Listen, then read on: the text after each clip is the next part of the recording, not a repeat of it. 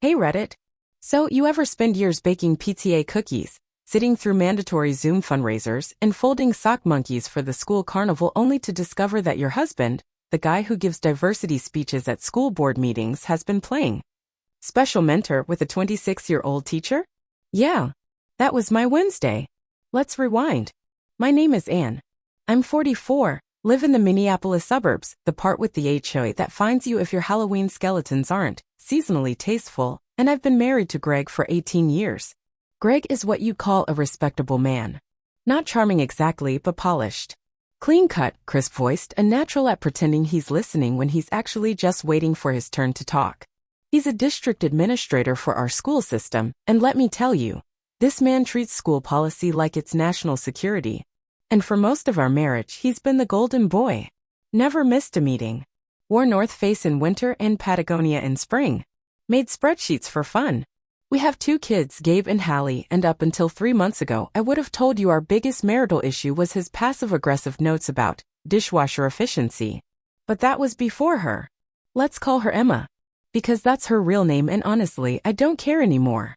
Emma moved into our neighborhood this fall, just 2 streets over. Young, sweet-faced, fresh out of grad school, and get this, she teaches 3rd grade in the same district Greg works for. You know the type. She waves with both hands. Drinks iced coffee when it's 12 degrees. Wears floaty floral dresses with thrifted cardigans like she's starring in a Netflix reboot of Kindergarten Cop. Every time we cross paths at the neighborhood bus stop, she'd do that breathy laugh like, "Oh my gosh, and your boots are so cute. Where are they from?" "They're from DSW, Emma. You don't have to act like I hand-stitched them from recycled journal pages." Anyway, I started noticing little things. Greg's phone buzzing after midnight. New cologne. That weird moment when he referred to her as Miss Holloway in casual conversation, like he forgot he wasn't at work, giving her a damn performance review. But the real flag? She started showing up at our bus stop, even though she had no kids. I'd ask, "Picking up your niece again?" She'd smile. "Nope. Just love seeing the little ones off. It's such a good vibe here." "Ma'am, you live 2 blocks away. This isn't a Hallmark movie." No one vibes at 7:12 a.m. in a parka, clutching a Yeti mug of burnt Folgers. So instead of confronting Greg, which is what Paston would have done, with a box of Kleenex and a breakdown playlist, I did something else. I befriended her. I matched her energy. I brought muffins to the bus stop. I told her I just love supporting young teachers. I even followed her on Instagram and left encouraging comments like, "Your classroom looks so inspiring." 2 arts. I played the game. And here's the thing about people like Emma. They love talking about themselves. Especially when they think you're too old or too harmless to matter. Over 3 weeks, I learned the following. Greg was helping her with a professional growth plan. She'd been invited to shadow him during district visits. And once, after 1 too many sips of her lemon verbena kombucha, she let it slip. It's just nice to have someone who believes in me, you know? Especially someone who really gets the pressure of this field. Gets the pressure. Or gets your bra off behind the administrative building during parent-teacher night. Who's to say? But I didn't lose it. Not even when I saw the blurry selfie of them at the school board conference in Duluth, his arm around her shoulder like he was mentoring her clavicle. No. I got organized. See, Greg was up for a promotion. Superintendent. Huge role. Big salary bump. Local press attention. And the final vote? Happening at the next school board meeting. That gave me 2 weeks. So I started a little collection. Text messages. Social media screenshots. A particularly juicy photo that I airdropped off Emma's public story. Tip: when someone posts, "Blessed to grow under great leadership," folded hands from a hotel hallway, zoom in on the reflection in the wall art. I compiled it all. Then I got curious. Because Minnesota has ethics policies for school administrators. Specifically, Minnesota Rule 3512.5200. A school administrator must not engage in conduct with a subordinate that exploits the relationship, compromises professional standards, or creates a conflict of interest. Translation: if you're coaching the woman you're hooking up with and signing off on her pay raise, that's a no-no. Oh, and guess what else? School board members have to publicly vet all superintendent candidates for potential impropriety. I sent an anonymous packet. Printed. mailed to each board member with a timeline, supporting documentation, and a cheerful post-it that said, "Just thought you'd want to see what's happening behind the curtain." Signed, a concerned community member. I even included a chart. Greg loves charts. It felt poetic. As the vote approached, Greg got anxious. Started pacing. Said things like, "I've been getting weird vibes from the board chair, and I hope nothing's getting twisted." Buddy, you twisted yourself. The night of the board meeting, I kissed him on the cheek, handed him his notes, and said, "Knock, am dead, Mr. Superintendent." He left smiling. I watched the live stream. And when the board chair said, "We've received some concerning information about candidate B's judgment and relationships with district staff," and Greg's face turned a shade of white usually reserved for dental offices in ghost stories, I popped a bottle. This isn't the end. Not yet. Because there's more to tell. About how the district handled it. About how Emma reacted. About what I said when Greg finally figured it out. But let's leave that for next time. So, the night Greg got passed over for superintendent, he came home looking like someone had punched him in the solar plexus with a frozen chicken breast. He walked through the door and didn't even take off his shoes. Just stood in the foyer staring at me like I had the answers. "How'd it go?" I asked, sipping from a glass of wine like I hadn't watched the live stream on 2 devices while texting gifts to my best friend. He blinked. "They tabled the vote. Said there was material they needed to investigate. Someone sent them something." "Oh no," I said, real gentle.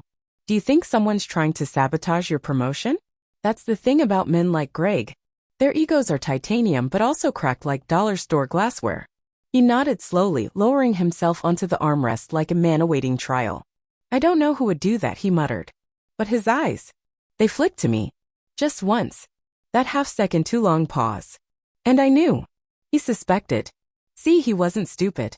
Just arrogant. And arrogance makes men underestimate the quiet woman in the sidechair. The one who handles the permission slips and the orthodontist scheduling and the neighborhood group chat. The woman who's become invisible, domesticated, safe. But I wasn't crying. I was watching. And when I caught that flicker of doubt, I smiled and sighed like I'd just won a silent auction for someone's soul. The next day was chaos. Emma didn't show up at the bus stop. Word around the mom text thread was that she'd called in for personal reasons. Greg left early for damage control. I spent the morning making banana bread and updating my spreadsheet. See, I hadn't just collected screenshots and rumors. I'd collected patterns, calendars, flight confirmations. One particularly juicy CVS receipt for travel-size cologne and Trojans. Honestly, if you're going to cheat, maybe don't use the joint rewards account. I compiled it all into a folder titled Superintendent_Wife Materials_Final_V3. Then I exported it to a flash drive shaped like an apple. School-themed. Poetic. At 4:22 p.m., Greg came home, jaw tight. "They're asking for a formal statement," he said, loosening his tie with more aggression than necessary. Apparently someone submitted a timeline. "Huh," I said, wiping flour from my hands. "Do you want help with the formatting? I've been told I'm pretty organized." He froze. Then looked at me. Fully. And he said carefully, "Do you know something about this?" I met his gaze. Held it. That moment stretched like cheap yoga pants, taut, unforgiving, one wrong move away from tearing wide open. "I know a lot of things," I said. "But you'll have to be more specific." He didn't speak. Just stood there, face flickering between fear and fury. That's when I handed him the flash drive. "Since you'll need to formally respond," I said, "you might as well have all the data. Wouldn't want to leave anything out." He didn't take it. So I set it gently next to his laptop, right on top of his leather-bound planner. And I walked out of the room. 3 days passed. Emma's Instagram went dark. Like, fully deleted. Greg was barely home. He started sleeping in the guest room to give me space, which I accepted without a word. Then came the second school board meeting. This one wasn't streamed. But I got the update from Susan, queen of the parent Facebook circle of hell, whose husband is on the board. She texted me, "Just so you know, they're opening a formal investigation. Also, we need your banana bread recipe. WTF did you put in that?" Cinnamon and vindication, Susan. That's what. But now here's where it got extra juicy. Because while I'd been busy detonating Greg's career, I also started digging into his email. Yes, I know the password. Of course I do. It's Go Vikings 2021, because he's that predictable. Inside, I found everything. A chain of emails with Emma that started, "Thank you for being such a bright light in my professional life," and ended with, "You make me believe in second chances." A forwarded booking confirmation for a leadership retreat in Chicago. Same dates he told me he was attending a mandatory conference in Mankato. And my personal favorite, a draft resignation letter to me, unsent, dated 2 weeks before his promotion announcement. He was going to leave. Once he got the job. Once the money was secure. Once his reputation was cemented. I printed that one. Not for revenge. For my lawyer. Because remember, Minnesota's a no-fault divorce state, but evidence of infidelity and financial dishonesty? That can influence spousal support and asset division. And I was just getting started. Because you know who else gets really interested when a public education administrator gets caught having an inappropriate relationship with a subordinate? The press. The local paper hadn't picked it up yet, but I had a contact. My cousin's friend's wife writes lifestyle fluff pieces for the Minneapolis Tribune, but she's always sniffing around for scandal. I sent her a polite, anonymous tip. Attached a copy of the flash drive contents. Within 48 hours, a blurb appeared in the community briefs section. District official under investigation. Sources confirmed that a senior district administrator is under internal review for alleged misconduct. A spokesperson declined to comment on the nature of the inquiry, citing privacy protocols. Greg saw it. He didn't say a word. Just left for a long walk, came back an hour later, and sat in silence at the dinner table while Hallie talked about making slime in science class. He looked gray. Sunken. Like his bones were collapsing inward from shame and fear. It should have hurt to see. It didn't. It felt like justice finally arriving in slow, elegant motion. Next, the board's verdict. And my own announcement. Because this story isn't just about bringing down a man who thought he was untouchable. It's about what I did next with the house, the kids, and the narrative. Reddit, let me tell you something real. There is no silence more satisfying than the kind that follows a career implosion you orchestrated with spreadsheets, banana bread, and a smile. But let's start with the school board decision. They voted unanimously to place Greg on administrative leave pending a full review. That meant no office, no school visits, no district-issued SUV with the obnoxious parking pass. His little kingdom of laminated agendas and self-important walkie-talkie check-ins? Gone. The reason? Violation of professional boundaries with subordinate staff. They didn't name Emma directly, but everyone in our zip code knew. Especially after someone, not naming names, sent a batch of anonymous manila envelopes to the district HR director, each containing a different piece of evidence, emails, calendar overlaps, the photo from the hallway mirror. I even included a flowchart labeled Power Dynamics and Inappropriate Mentorship, a case study. Yeah, I really leaned in. Now let's talk about Emma. She quit. Yup. Just poof. Emailed the principal her resignation on a Monday, citing personal stress and a desire to realign her values. Which ironically was the same day the kids in her class had decorated thank you posters for Teacher Appreciation Week. The real kicker? She left behind her class pet, an emotional support guinea pig named Pickles. The librarian adopted it. Named it Accountability. I laughed for 10 full minutes when I found out. Back at home, Greg was unraveling. He started stress cleaning the garage, obsessively vacuuming the SUV's interior, and reorganizing his leadership books by color. Did you know the 7 Habits of Highly Effective People fits perfectly between Dare to Lead and Atomic Habits in the spectrum of failure? Meanwhile, I was preparing for my own little reveal. See, Greg's been hiding money. Not in a super sophisticated way, but enough that it matters.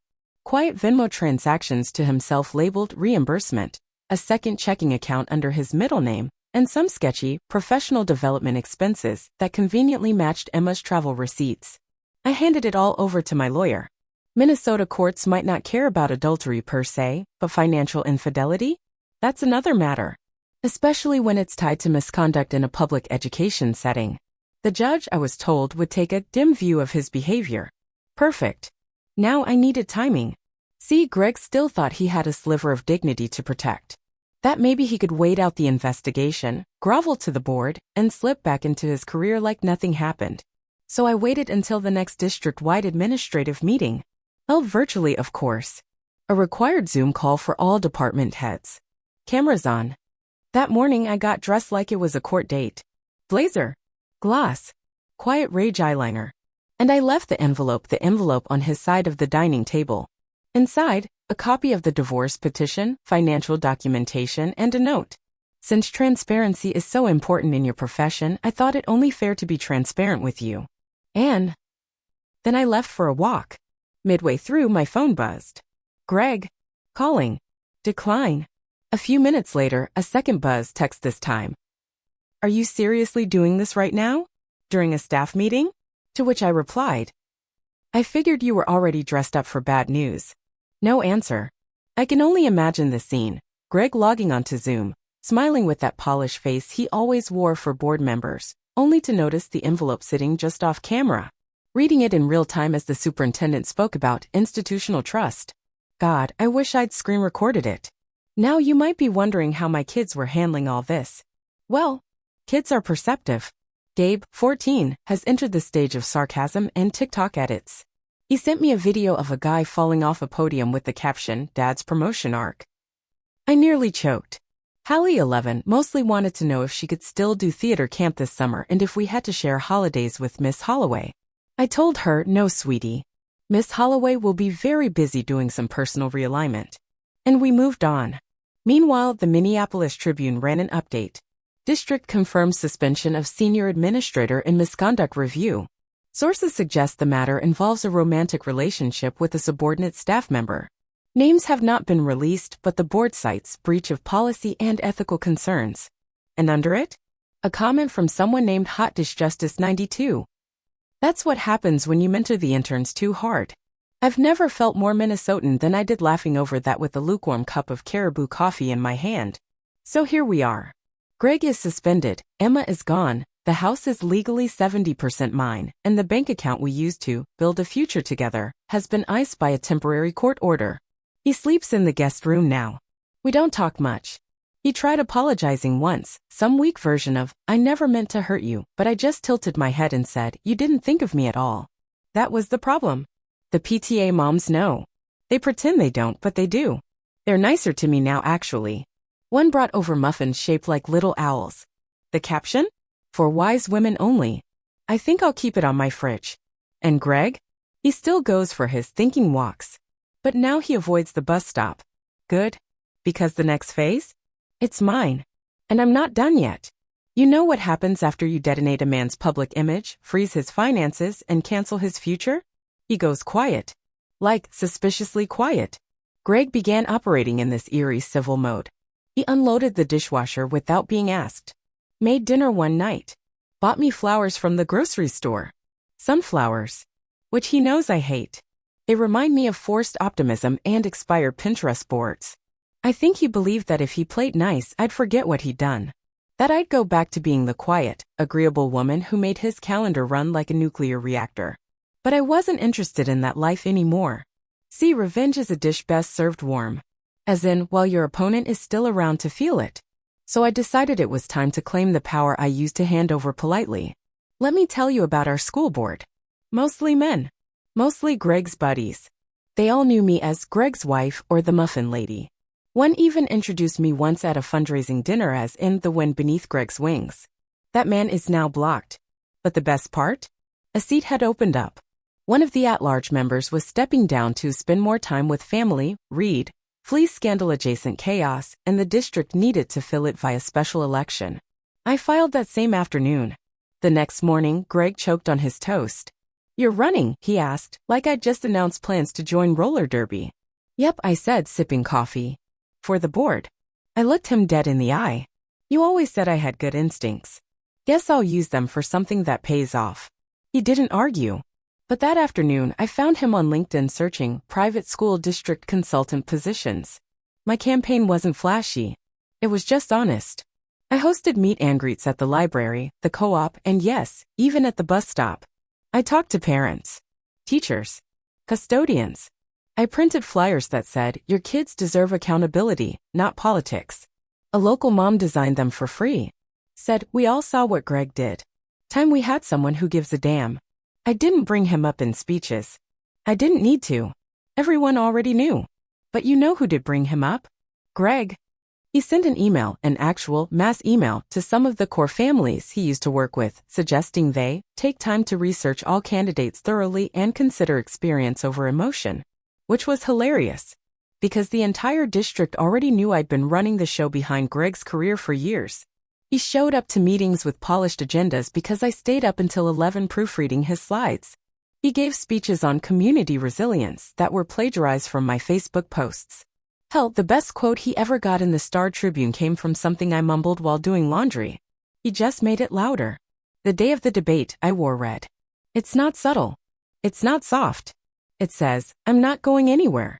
My opponent was a real estate agent named Dennis who said things like, let's get back to the basics, and I believe in traditional values. I believe in receipts. So when Dennis brought up the importance of discretion and professionalism in leadership, I smiled and said, discretion is important, sure, but so is integrity. And unfortunately, what we've seen in this district is a lot of silence in the face of misconduct. I'm not here to cover anything up. I'm here to fix what's broken. The audience murmured. The moderator blinked. And in the second row, Greg, stone-faced, watching the same woman he used to call low-key now draw blood with her voice.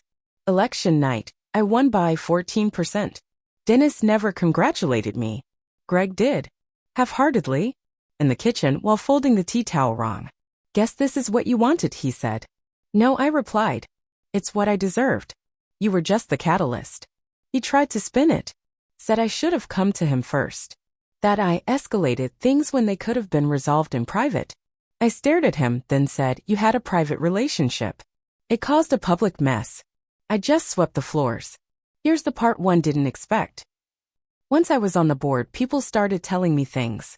Whispers about other administrators, side contracts, a pattern of brushing things under the rug. Teachers who'd been ignored. Support staff who were never reimbursed. Parents who'd been silenced. Greg wasn't the only one. He was just the most obvious. So I started a reform committee.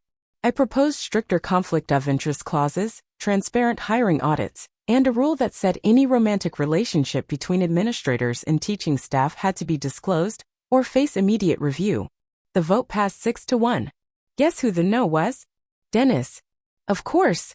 The real moment of satisfaction came a month later when I received a formal letter from the State Education Board.